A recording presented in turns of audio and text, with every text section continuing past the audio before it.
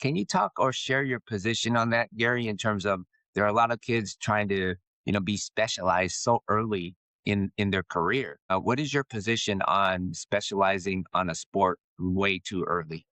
Well, I think if you specialize on a sport too early, they get burned out in that one sport, and by the time it comes Yeah. to be a senior in high school or a freshman in college, they'd have no more interest in that because they've been doing that one sport all their lives, and they're done with it.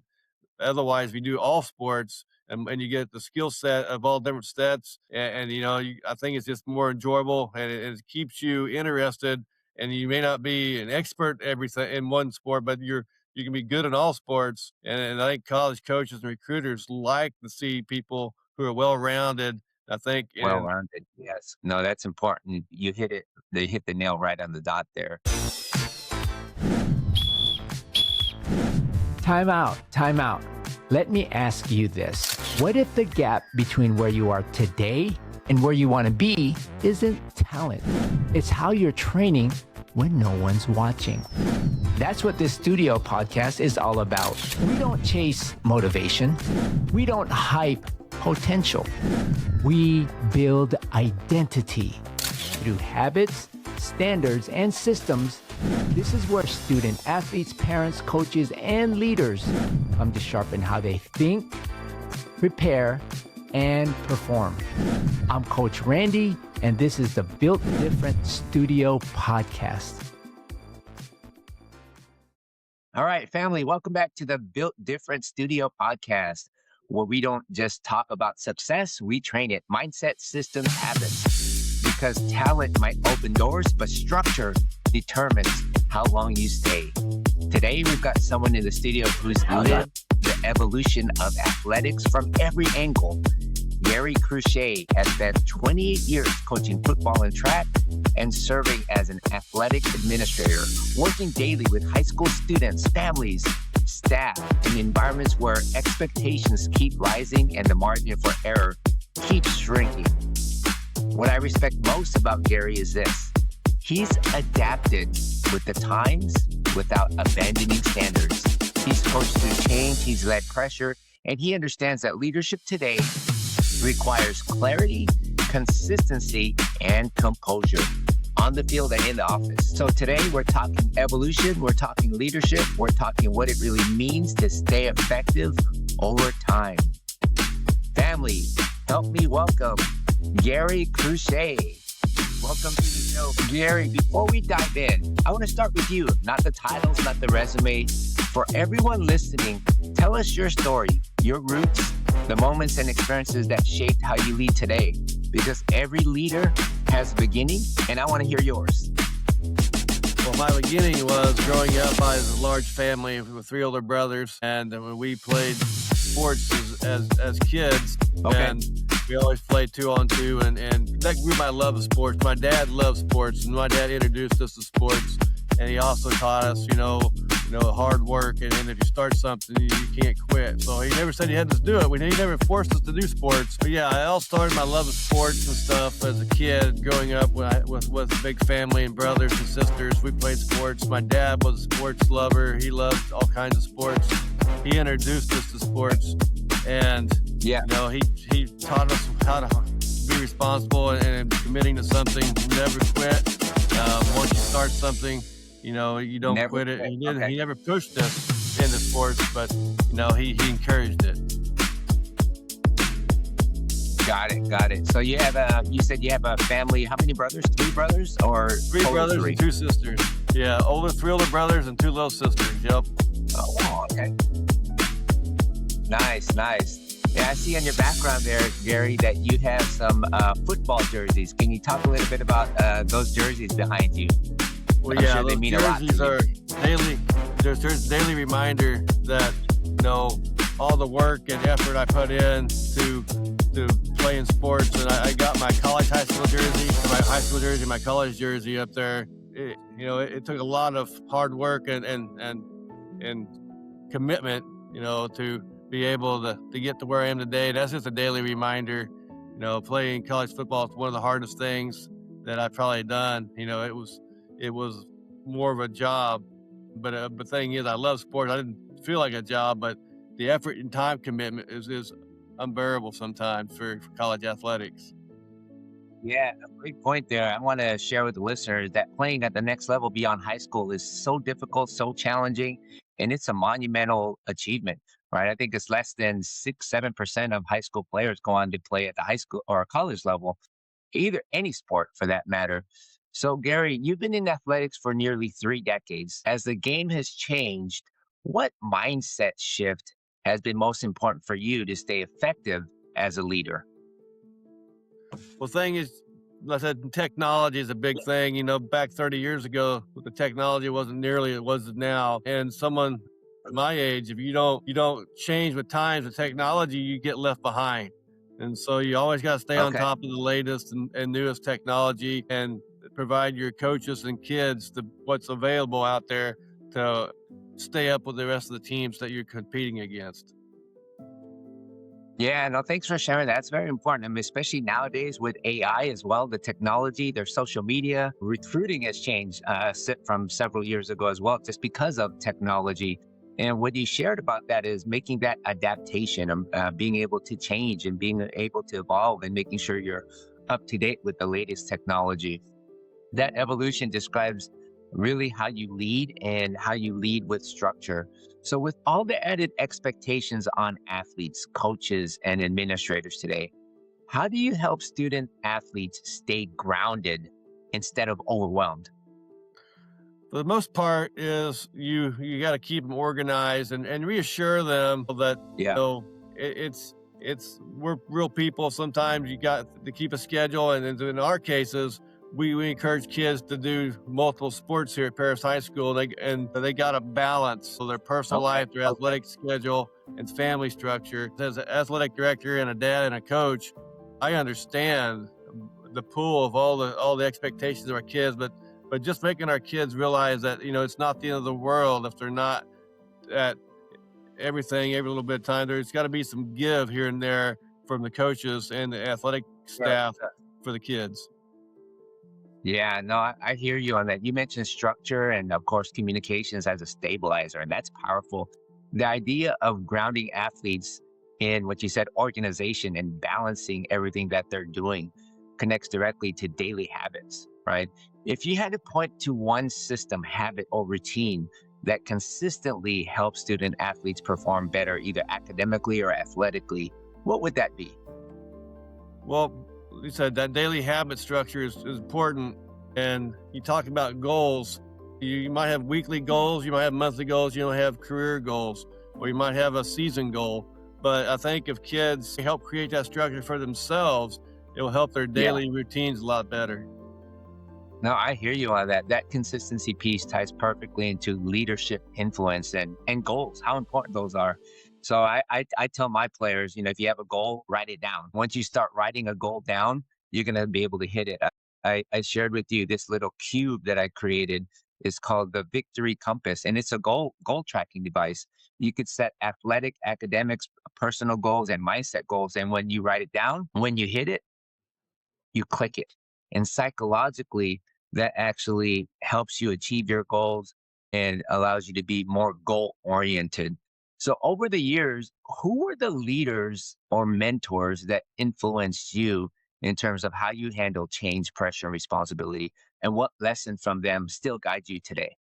As I mentioned earlier, my dad was the first influence on me. He taught me the key characteristics of hard work and not to quit and be persevere. The time's going to get tough, but the thing is, you just got to bear with it and get through the tough times, and it'll be easier on the backside of things.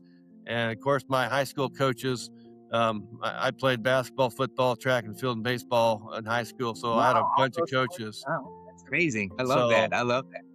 And then my college coaches, my football coaches in college, I still have a good personal relationship with them today, and they are the foundation of my athletic and coaching background. It's probably my college coaches. So. Wow, that's amazing. Your dad, your college coaches, that perspective really speaks to legacy, right? You talked about how they all implemented hard work and no quit mentality, which brings us to the next generation. With everything you've seen, what standard or mindset do today's student athletes need to adopt to to really be truly different in this era? Well, they need to manage their time. They need to manage their schedules a little bit. The thing is, they got to set some time for themselves. I know there's a lot of expectations put on our kids, and a lot of them don't have me time. And I think Yeah, if they build in that me time for themselves, I think their stress levels go down. They feel like they got that me time. It may just be going and go get a cheeseburger with their friends from McDonald's. But the thing yeah, is, they got to have some time of their own. And our schedules, our summers are filled up. When I played sports 30 years ago in high school, our summers were our summers pretty much. Now our okay, summers yeah, are it's all year round. athletics. So Yeah, you're right. If you're playing basketball, the next season is going to be track. The next season is going to be volleyball. The next season is going to be baseball. Playing all year round. I do like cross-functional sports. I don't like, kids playing or trying to focus on one sport too early. Can you talk or share your position on that, Gary? In terms of there are a lot of kids trying to, be specialized so early in their career. What is your position on specializing on a sport way too early? I think if you specialize on a sport too early, they get burned out in that one sport. And by the time it comes Yeah. to be a senior in high school or a freshman in college, they'd have no more interest in that because they've been doing that one sport all their lives and they're done with it. Otherwise, if you do all sports and you get the skill set of all different sets, I think it's just more enjoyable and it keeps you interested. And you may not be an expert everything in one sport, but you can be good in all sports. And I think college coaches and recruiters like to see people who are well-rounded. I think, and Well-rounded, yes. No, that's important. You hit it. They hit the nail right on the dot there, or you hit the nail right on the head, whatever that phrase is. Hit the head right on the nail. Hit the nail right on the head. yeah. But I hear you on that, Gary. Can you talk a little bit about your daughters? You mentioned before that you have daughters that play softball. Just want to understand, kind of their schedules and how you encourage them to play sports and multiple sports as well. And I kind of approached it as my dad kind of approached us. I don't, even as athletic director and coach, I don't force my kids to do sports. I encourage it. And I tell them, if you're going to join something, you're going to stay with it for that season. Unfortunately for me, all my girls played. I got 4 girls and 1 son. My son's my youngest. Okay. But all my girls played every sport. They played basketball. They ran track. They played softball. And then, Wow. and my senior daughter this year, she's been an all-state softball player. She had opportunities to play college softball, but she chose to go on to school and just get a business degree. Amazing. I like that. Okay. My oldest daughter tore ACL twice. She really loved basketball. She tore ACL her sophomore year and her senior year, which kind of limits her athletics. But no, she was my first child. I coached her through youth sports myself. And she got to high school, and she really was a pretty good player, but she had a bad experience with ACL tears. And she still loves sports, but she's not able to play them like she'd like to continuing after high school.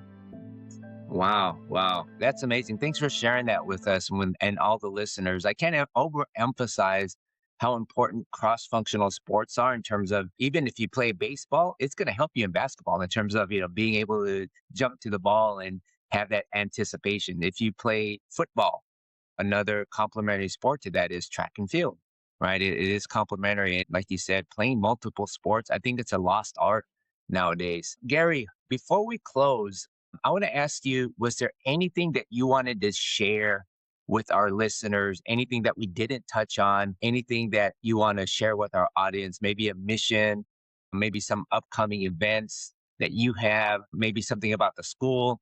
Anything that you want to share with the listeners, and we can get kind of more listeners to pay attention to that. Yeah, I just want to say to all young athletes, said there's a lot of naysayers out there. A lot of people saying you can't do this, you can't do that. I mean, if you want to do something, and that's something you really enjoy doing, don't let them discourage you.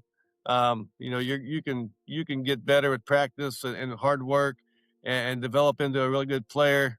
And so if anyone ever discourages you, don't let them be discouraged. Don't let them get you down. And if you have something that you want to do in life, you got to go out and get it and do it yourself. Wow, I love that. I want to make a t-shirt of that. If you love something you do in life, go get it, do it yourself. I mean, in today's environment, there are a lot of naysayers and a lot of people that are going to try to discourage you. So Gary, I appreciate you for sharing your experience, your perspective, and your honesty today. This is exactly what Built Different looks like. Family, that was a real one. Gary didn't just talk about change. He showed us how leadership evolves without losing its core: standards, clarity, consistency, and the discipline to guide people through pressure. He's lived the long game from coaching to administration, and now he's a dad with 4 kids, 3 of the girls playing multiple sports. And what stands out is the commitment to doing what's right, even as the landscape shifts. He talked about being a great dad. He is that yes dad, right, for his kids, changing lives, being able to be a multi-sport athlete, the impact on technology or impact of technology. We touched upon it in our last discussion about communications. You have a mantra of, it's not necessarily not my way, but you have a strong communication standard as well. And I love what you shared at the end in terms of don't be discouraged, right? Keep doing what you do. You emphasize being organized, not to quit. Your dad taught you that, right? Never quit.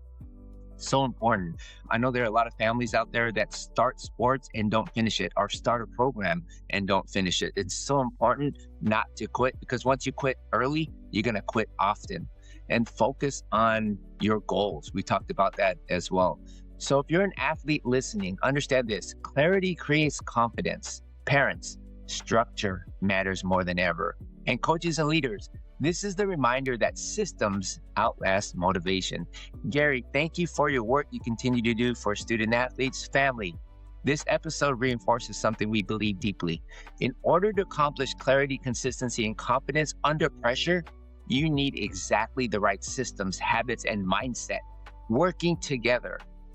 That's why we help families, and that's what we build every day.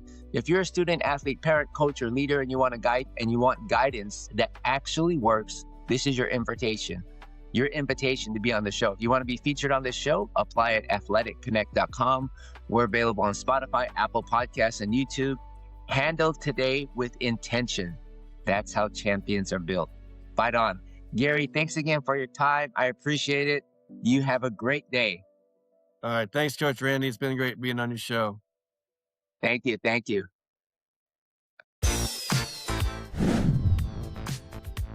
Remember this, family. Talent might open the door, but your mindset, your habits, and your discipline decide how far you go. So keep showing up, keep building, and keep choosing the harder road, because that's the one that makes you built different.